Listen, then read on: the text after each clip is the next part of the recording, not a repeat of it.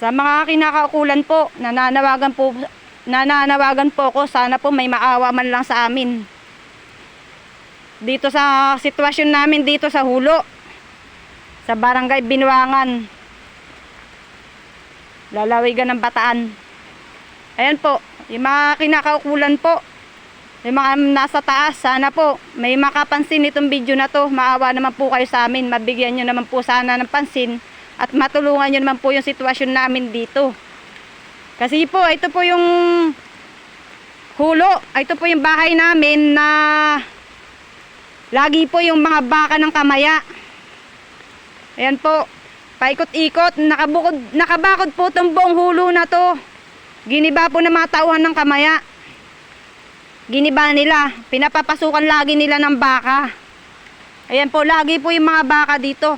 Sa dami po ng baka na yun, kulang 100 po ata.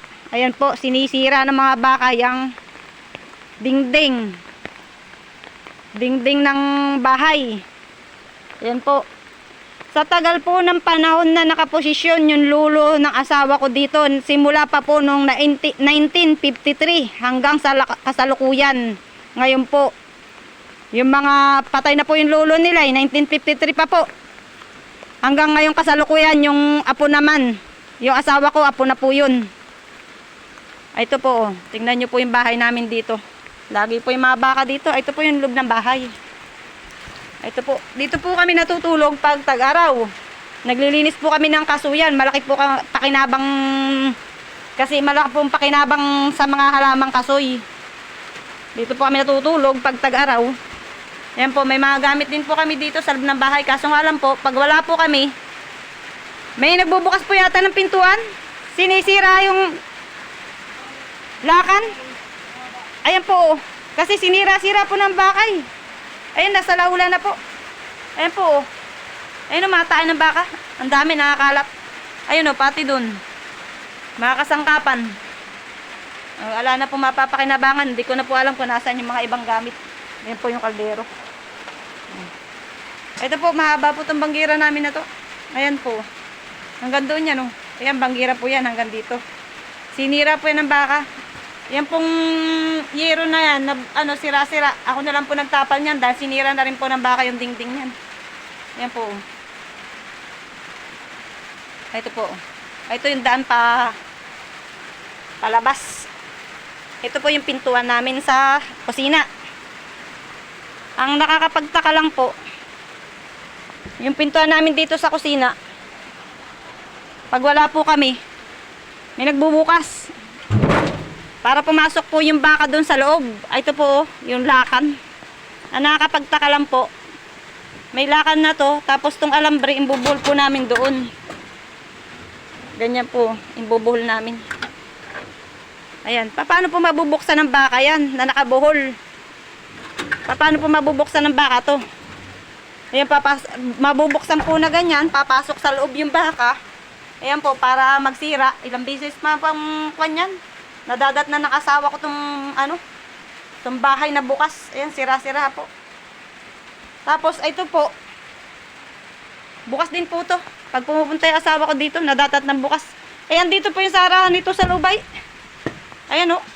Oh, ang hirap pong isarado to. Ito po. Ang nakakapagtaka.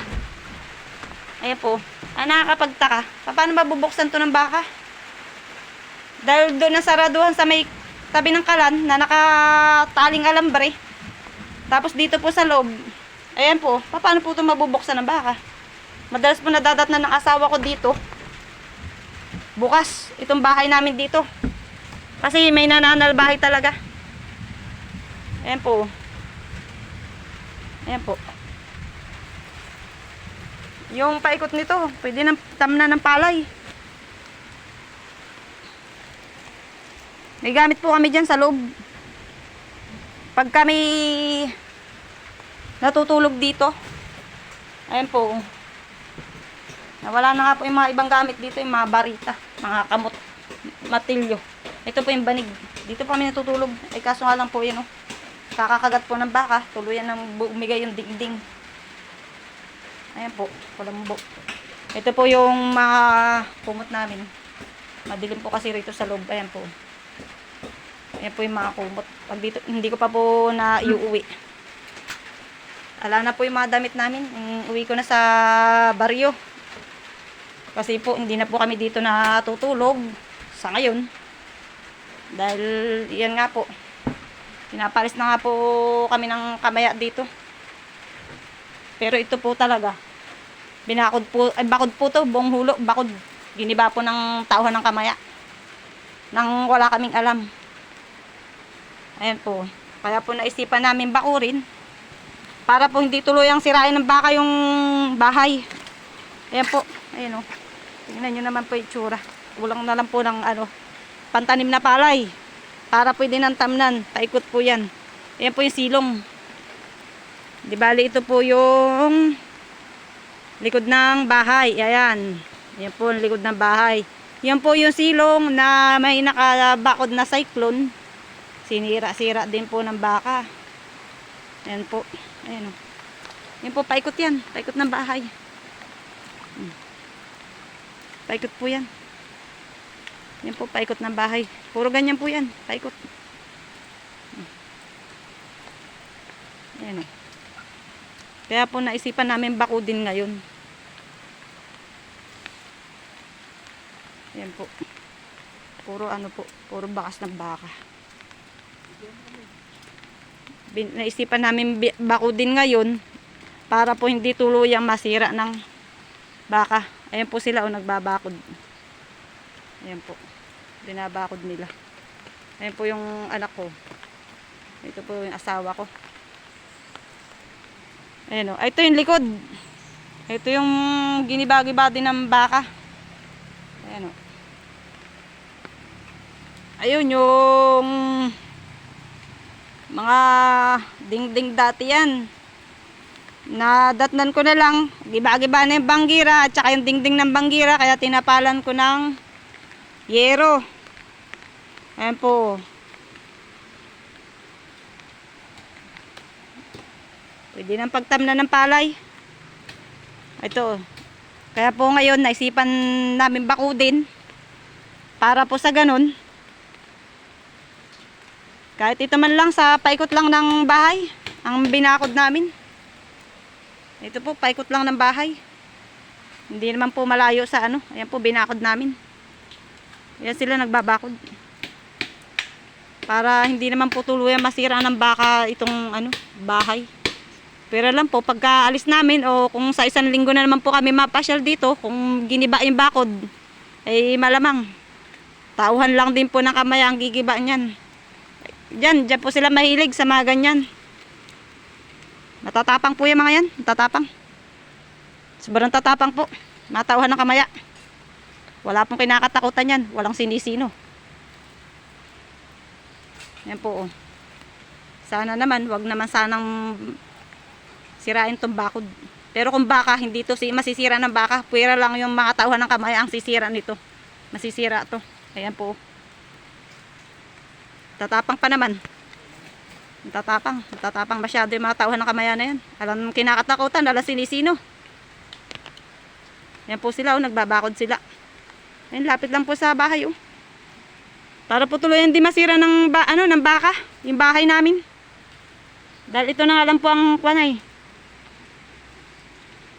Dahil sa tagal na rin po namin nakaposisyon dito. Parang isa na lang din po to sa pinanghahawakan namin. Sa tagal na rin ang panahon na nakatayo yung bahay na to. Na-repair na lang ng repair. Simula pa dun sa biyanan ko na yumao. Pero simula pa noong 1953 hanggang sa kasalukuyan na sila ng mga apo ang nagkukuhan dito. Ang nakaposisyon. Ayan po.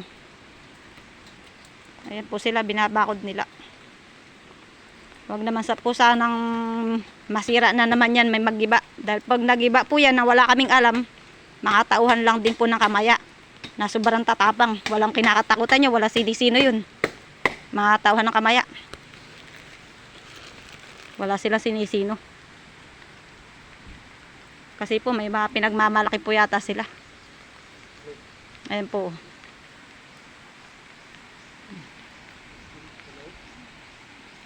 Ayan po.